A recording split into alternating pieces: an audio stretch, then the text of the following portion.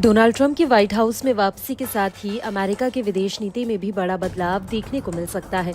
Trump अपने चुनावी भाषणों में कई बार कहते रहे हैं और चुनाव जीतने के बाद ये बात दोहराई कि दुनिया भर में जारी जंगों को खत्म कराना चाहते हैं, फिर चाहे वह रूस यूक्रेन युद्ध हो या फिर मिडिल ईस्ट की जंग, जो शुरू तो इजराइल पर हमास के हमले से हुई थी, लेकिन देखते ही देखते ये लेबनान, सीरिया और ईरान की दहलीज तक जा पहुंची है।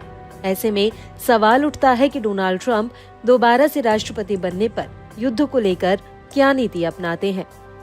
अब माना यह जा रहा है कि ट्रंप का आना लड़ाई रुकवा सकता है।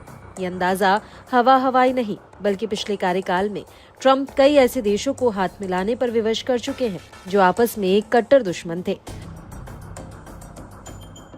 सबसे पहले बात करते हैं रूस और यूक्रेन युद्ध की, जो 3 सालों से चला आ रहा है। चुनावी कैंपेन के दौरान भी ट्रंप ने लड़ाई का जिक्र करते हुए इसे रुकवाने की बात की थी। ऐसा काफी हद तक संभव है और अगर युद्ध ना भी रुके तो भी ट्रंप के कहने पर मॉस्को और कीव दोनों के बीच सीज फायर तो हो ही सकता है। बहुत मुमकिन है कि दोनों देशों के बीच समझौता हो जाए, जिसमें साल 2014 के युद्ध में कब्जे वाले क्रीमिया का हक रूस को मिल जाए और साल 2022 के बाद से रूस ने जो भी हथियाया है वो यूक्रेन को लौटा दिया जाए।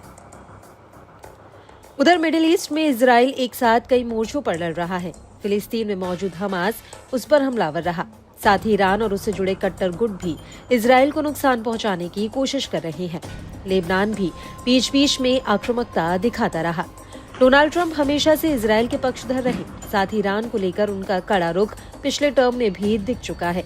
तो यहाँ मामला साफ है, इजराइल को मदद देते हुए वे ईरान की फंडिंग पर पल रहे सारे चरमपंथी समूहों जैसे हिजबुल्ला, हमास और हुतियों को कमजोर कर सकते हैं। वहीं चीन फिलहाल एक ऐसा देश है जो किसी से सीधे युद्ध नहीं लड़ रहा, लेकिन जो पड़ोसियों के साथ लगातार तनाव बनाए हुए है। बाजार और कूटनीति पर अमेरिका से उसकी सीधी लड़ाई है। डोनाल्ड ट्रंप ने अपने पिछले कार्यकाल में चीन को साधने के लिए कई नीतियां बनाई थी ताकि उसकी आक्रामकता कुछ हद तक कम हो सके। उनके बाद के लीडर जो बाइडेन ने यही पॉलिसी जारी रखी।